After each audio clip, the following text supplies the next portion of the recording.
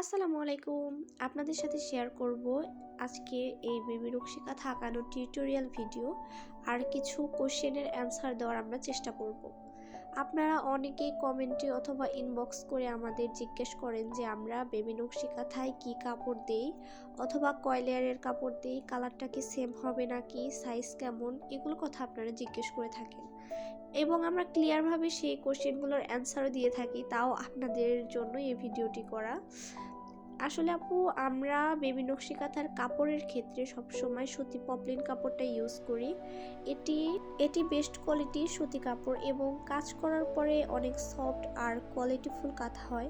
তবে অনেক আপু আমাদের থেকে কাস্টমাইজ করে ভয়েল কাপড় অথবা 3 লেয়ারের করে নেয় অথবা টুইল কটন কাপড় এভাবে কাস্টমাইজ করে নিতে পারেন। তার জন্য আপনারা যদি কোনো কাঁথা কাস্টমাইজ করে নেন তাহলে সেটি নিতে পারবেন।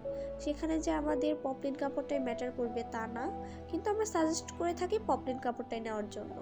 বিভিন্ন আপুদের আবার কোশ্চেন থাকে কয় লেয়ারের কাপড়। আমরা বেবি নকশি কাঁথার ক্ষেত্রে 2 লেয়ারের কাপড় দিই। 2 লেয়ারের কাপড়ে যে অতটা আহামরি মোটা অথবা আহামরি পাতলা তা না। সুতি পপলিন কাপড়ের ক্ষেত্রে এই কাঁথাটির ওপর কাজ করলে অনেক সফট আর কোয়ালিটিফুল একটি কাঁথা হয়, তাই আমরা সুতি পপলিন কাপড়টি ব্যবহার করার চেষ্টা করি।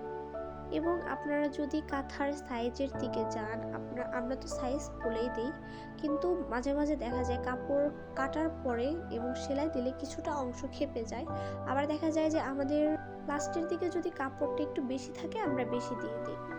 সেক্ষেত্রে আপনারা আপনাদের সেম সাইজই পাবেন, তবে যদি আমাদের কাপড়টা একটু বেশি থাকে তখন কাঁথাটার সাইজ বাড়িয়ে দেয়, সেটি আর কাটি না।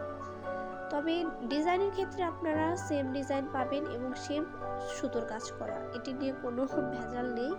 তবে যে নকশি কাঁথাটি আপনারা দেখতে পাচ্ছেন এটি একটি বেবি নকশি কাঁথা।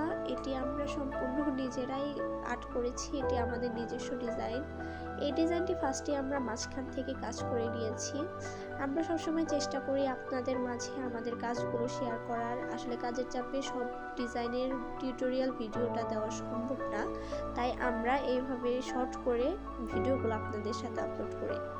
ফার্স্টেই আমরা এই কাঁথার মাঝখানের কাজটি শেষ করে নিলাম। তারপরে আমরা এখানে পাড়ের ডিজাইন দিচ্ছি। পাড়টা হবে অতটাও না, তবে কানের দিক থেকে এইটুকুই ডিজাইনটি আমাদের করা হবে। বেবি নকশি কাঁথার এটি একটি সিম্পল ডিজাইন। এই যে এটা হবে ভরাট। ভরাট কাজে যদি আমরা একটি সেলাই করা কাঁথার ভিতরে ভরাট কাজ করি তাহলে কাঁথাটি অনেক গর্জিয়াস লাগে, দেখতে অনেক সুন্দর লাগে। এবং এই কাঁথাটির কালারটা হচ্ছে বেবি পিঙ্ক কালার।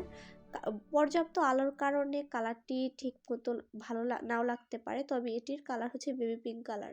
আপনাদের আবার অনেকের কালার নিয়ে টেনশন থাকে যে আমরা কি ওই কালারই দেবো। অ্যাকচুয়ালি আপু, আমরা ভিডিও তো দেখাবই, আপনারা তো ছবি থেকে যখন কাস্টমাইজ করবেন আমাদের দেখাবেন, পরবর্তীতে আমরা প্রত্যেকটি কাঁথাতে লিখে দিই যে এটি এই কালার, যাতে পরবর্তীতে কোনো ভুল না হয়। লাইটের কারণে কালার একটু 19-20 লাগতেই পারে, কিন্তু আমরা মুখে বলে দিই যে এটি কোন কালার হবে সেটি আমরা বলে দিই। এটি নিয়ে আপনারা একদম নিশ্চিত থাকতে পারেন, কিন্তু সুতোর কালার একদম সেম হবে। পরবর্তীতে এই কাঁথাটির মাঝখান দিয়ে আমরা এইভাবে সমান মাপে দাগ করে নিচ্ছি। এটির মাঝখান দিয়ে একটি করে চেন সেলাই দেওয়ার আমরা চেষ্টা করব, তাহলে কাঁথাটি অনেক গর্জিয়াস লাগে। এটি ছিল 1.5 গজ কাপড়ের একটি কাঁথা, 26x32 সাইজের একটি কাঁথা। এই কাঁথাগুলো 1.5 থেকে 2 বছর বেবিরা অনায়াসে ইউজ করতে পারবে, কোনো প্রবলেম হবে না।